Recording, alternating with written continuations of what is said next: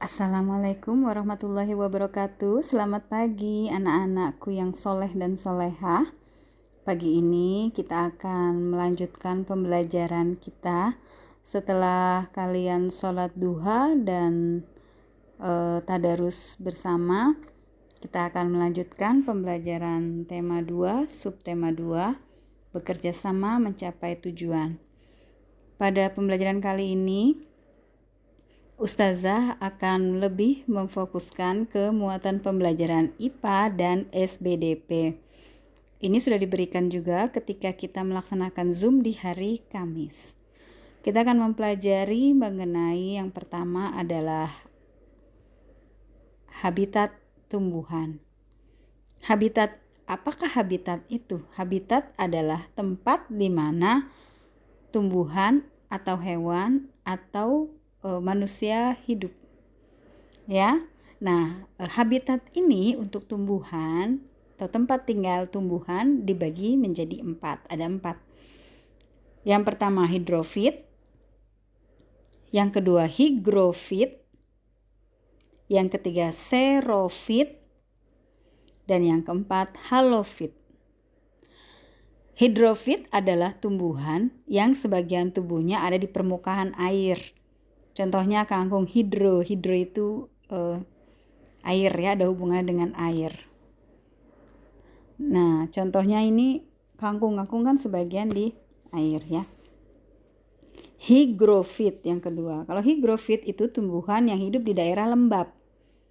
Contohnya pakis, lumut, atau tanaman yang menempel di dinding itu kan lumut. Nah, itu higrofit habitatnya disebutnya.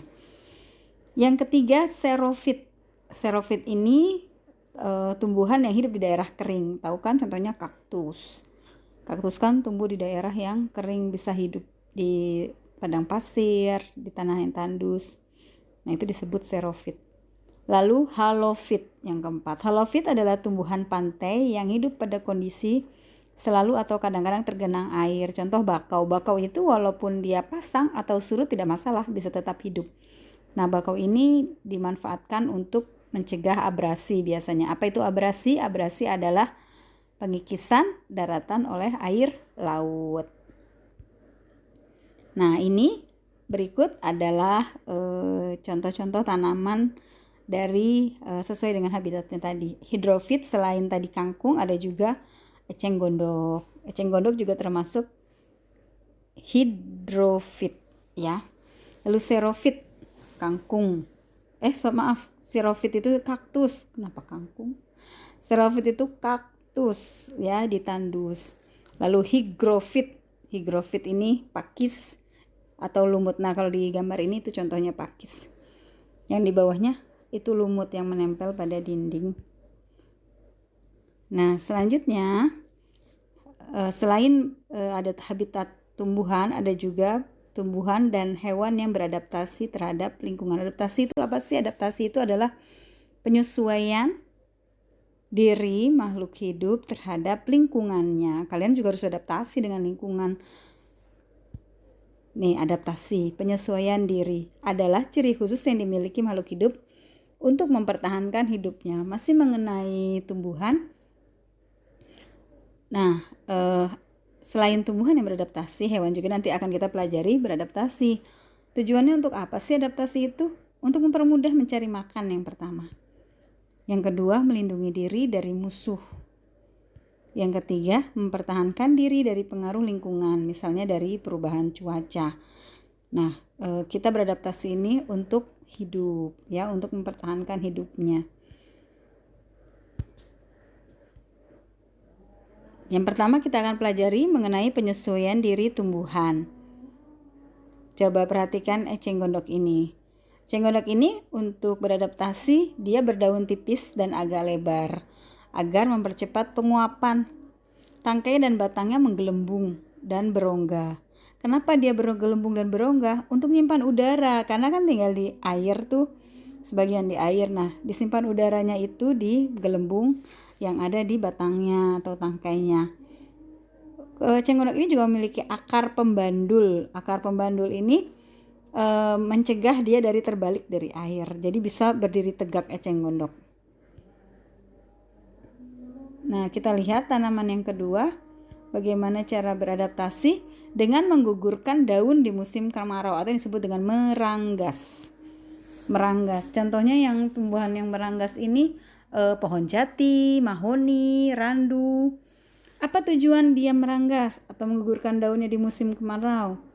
Untuk mengurangi penguapan air sehingga nantinya bisa tetap berfotosintesis ya.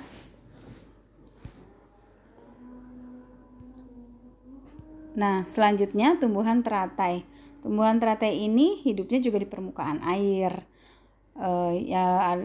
Adaptasinya bagaimana? Adaptasinya dia mempunyai daun yang berbentuk lebar dan tipis. Daun yang lebar ini dan tipis ini berfungsi untuk memperbanyak penguapan. Bentuk daunnya itu yang merupakan adaptasi terhadap tempat hidupnya di air, jadi dia bisa ngambang. Ya, bisa mengambang di air karena daunnya yang lebar. Nah, ini yang tadi xerophyte, kaktus ya. Kaktus adaptasinya karena dia tinggal di tandus daun dan daunnya itu bentuknya seperti duri. Kulitnya kulit batangnya tebal berlapis lilin. Kalian kalau nanti diserokin tuh ada seperti lapisan putih, nah itu lilinnya. Dan berongga. Akarnya panjang ke dalam bawah sehingga bisa menyerap air dari jarak yang jauh. Kantong semar, pernah lihat tumbuhan kantong semar? Sekarang sudah jarang ya. Kantong semar ini memiliki kantung, makanya disebut kantung semar karena kantung dan gelembung seperti perut semar itu yang besar. Nah, bagaimana caranya beradaptasi terhadap lingkungan untuk mencari mangsa? Mengeluarkan bau yang mengundang serangga untuk mendekat. Nah, serangga ini kalau sudah tercium-cium bau, lalu akan tergelincir ke dalam kantung semar tadi dan menjadi makanan. Nah, tumbuhan ini disebut juga tumbuhan insektivora atau pemakan serangga. Nah, kalau tadi kalian sudah mendengarkan penjelasan tentang penyesuaian diri tumbuhan, bagaimana cara tumbuhan beradaptasi, sekarang bagaimana cara hewan beradaptasi. Sama, hewan juga beradaptasi untuk melindungi diri dari musuh. Dengan melakukan apa? Yang pertama, kamuflase atau penyamaran. Manfaatnya ini untuk melindungi diri dari musuh dengan memanfaatkan kesamaan warna kulit dengan lingkungan agar terhindar dari musuh. Contohnya apa? Kupu-kupu. Kupu-kupu ini menyamarkannya dengan mengembangkan sayap. Belalang mempunyai warna tubuh yang mirip dengan bunglon. Jadi nanti dia maksudnya belalang warna tubuhnya mirip dengan pohon. Jadi bisa bersembunyi di dekat pohon. Nah, kalau kupu-kupu dia mengembangkan sayapnya biar sama seperti batang atau daun kering. Seperti itu. Sama seperti tentara yang sedang melakukan perang, kadang juga melakukan penyamaran dengan memakai baju yang berwarna loreng yang menyerupai daun, lalu ditempel-tempel daun di tubuhnya sehingga wajahnya juga diwarnai hijau. Nah, itu untuk menyamar atau kamuflase, memanfaatkan kesamaan warna kulit dengan lingkungan. Nah, itu adaptasi hewan yang pertama, kamuflase atau penyamaran. Yang kedua adalah mimikri. Mimikri ini kalau kamuflase itu tidak berubah ya, warnanya tidak berubah tapi hanya menyesuaikan dengan lingkungan. Nah, kalau mimikri ini warna dari kulit si binatangnya berubah, kemampuan menyesuaikan warna dengan lingkungan agar terhindar dari musuh. Contohnya bunglon. Pernah lihat bunglon kan? Bunglon ini dapat mengubah warna sesuai tempatnya. Kalau dia menempel di daun, dia akan berwarna hijau seperti yang di bawah. Kalau dia menempel di batang atau cabang, dia akan berwarna coklat seperti yang di atas tuh, gambar yang di atas yang mimikri. Nah, itu contoh mimikri. Jadi kemampuan menyesuaikan warna dengan lingkungan agar terhindar dari musuh. Selanjutnya, autotomi. Autotomi itu adalah kemampuan dari hewan untuk melindungi diri dari musuh dengan memutuskan ekor. Nah, ekor yang putus ini bergerak lebih lincah dari tubuhnya, jadi musuh terkecoh disangkanya itu si buruan, padahal buruannya udah Setelah memutuskan ekor dia kabur. Contohnya cicak, kadal, dan tokek. Ini contohnya.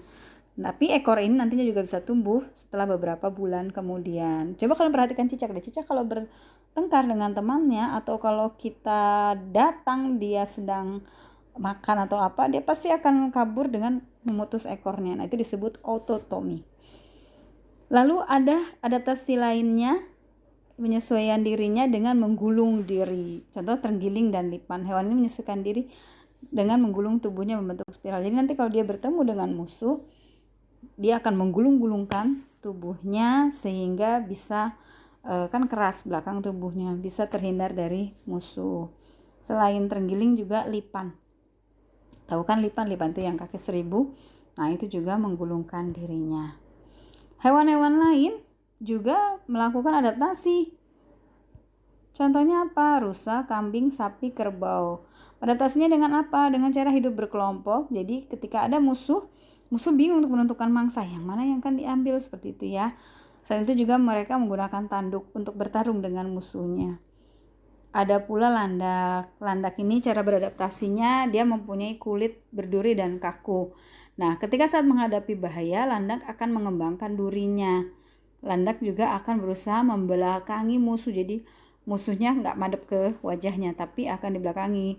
Jadi ketika musuh yang menyerang, tubuh musuhnya akan tertusuk duri. Pintar ya landak itu. Nah, cumi-cumi dan gurita. Suka cumi-cumi di saus padang enak. Cumi-cumi, sotong, dan gurita hidup di laut. Nah, ketika diserang musuh, hewan ini akan mengeluarkan cairan hitam. Kan cumi-cumi kalian lihat ya, suka ada tinta hitamnya. Nah, itu untuk mengelabuhi musuhnya. Jadi nanti cairan ini akan dikeluarkan ketika mereka diserang musuh dan sehingga airnya menjadi keruh dan mereka bisa menyelamatkan diri, melarikan diri ketika dan tidak terlihat karena tinta tadi yang berwarna hitam. Nah, itulah tadi pembelajaran mengenai adaptasi terhadap lingkungan. Selanjutnya untuk pelajaran SBDP kita akan masuk mengenai tarian daerah. Setiap daerah di Indonesia ini memiliki tarian tradisional yang bermacam-macam. Tarian tradisional itu tentu juga memiliki pola lantai. Apakah pola lantai? Pola lantai adalah pola denah yang harus dikuasai oleh seorang penari dan berfungsi untuk membuat posisi dalam ruang gerak. Nah, itu pola lantai. Jadi kalau kalian pernah ikut ekskul menari yang putri ya, pasti sudah tahu. Posisi 1 buat lingkaran, posisi 2 horizontal, vertikal, segi 6. Nah, itu macam-macam jenis pola rantai ini contohnya. Lihat, perhatikan. Ada tari daerahnya namanya tari saman. Tari saman itu dari Aceh yang suka duduk, yang waktu ditarikan ketika Asian Games ya, yang masuk ke Guinness Book of Record kalau tidak salah ya, karena penarinya ada ribuan. Nah, tari saman ini pola lantainya berbentuk garis horizontal, jadi lurus. Lalu ada tari sekapur siri dari Bengkulu. Tari ini pola lantainya garis lengkung ke depan. Kemudian ada tari pendet dari Bali. Pola lantainya juga sama, lengkung ke depan. Selanjutnya tari piring. Tari piring dari Sumatera Barat. Pola lantainya garis lurus segi 4. Jadi bentuk seperti segi 4. Tarian lainnya. Nah, coba kalian perhatikan tarian-tarian berikut. Kalian cari apakah pola lantai dari tarian seperti ini. Ya, kalian bisa tulis di buku tulis kalian. Tari Sedati Aceh, apa pola lantainya? Tari Andun dari Bengkulu, kalian cari pola lantainya seperti apa? Tari Tandak, tari Tambun, dan Bangai, pola lantainya apa? Juga satu lagi tariannya.